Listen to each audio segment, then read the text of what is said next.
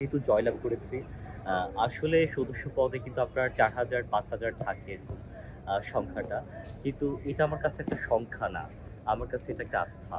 যারা আমার উপর আস্থা রেখেছেন, আ এতদিন ধরে যারা আমাকে ভালোবেসেছেন, শুধুমাত্র এত ৩ সপ্তাহ না, অনেকদিন ধরে যারা আমার উপর আস্থা রেখে এসেছেন, আ তাদের জন্য, আমাদের জন্য কাজ করার জন্য মূলত এইটা। আমার আসলে কথাও একটু গুলিয়ে যাচ্ছে।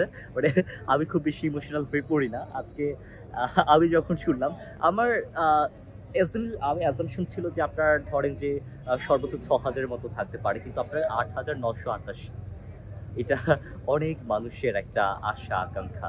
তো সেই জায়গা থেকে আমি জান-প্রাণ দিয়ে আমি কাজ করতে চাই। আমি ১ম বর্ষে এসে যখন আমি আমার ক্যাম্পাসে একটা সেফ একটা ক্যাম্পাস হিসেবে যখন আমি স্বপ্ন দেখা শুরু করেছি, আমি এই যে ১ বছর পেয়েছি, সেই ১ বছরকে আমি সেভাবে কাজে লাগাতে চাই। আমি সেই আস্থাটা রাখতে চাই। এই তো। এই যে প্যানেলের ভূমিধস বিজয় সেটা আসলে আমরা প্রতিটা ক্ষেত্রে, প্রতিটা সেক্টরে আমরা একদম স্কিলড এবং যে জায়গায় আপনার স্কিল সেরকম মানুষকে আমরা রাখার চেষ্টা করেছি। যেমন আপনার আইন বিশেষজ্ঞ যিনি আছেন জাকারিয়া ভাই, উনি আপনার আইনের ক্ষেত্রে একদম মানে একদম বলে যায় যে উনার সমকক্ষ খুব সমত ছিল না। তার জয়ের যে বোর্ড সেটা দেখে আপনারা আশা করি বুঝেছেন।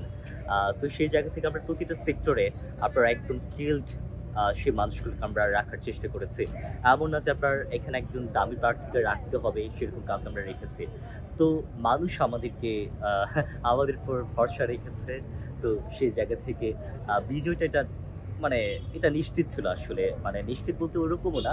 কিন্তু আমরা যেভাবে আমরা চেষ্টা করেছি তারাও সেভাবে ভরসা রেখেছে। সো তারপরে পুরো প্যানেল একসাথে জয়ী হয়। শুরুর দিক থেকেই এই যে আপনার অনেক বিষয় ছিল। আপনার যে শিবিরকে নিয়ে ছাত্র শিবিরকে অনেক আপনার কথা ছিল।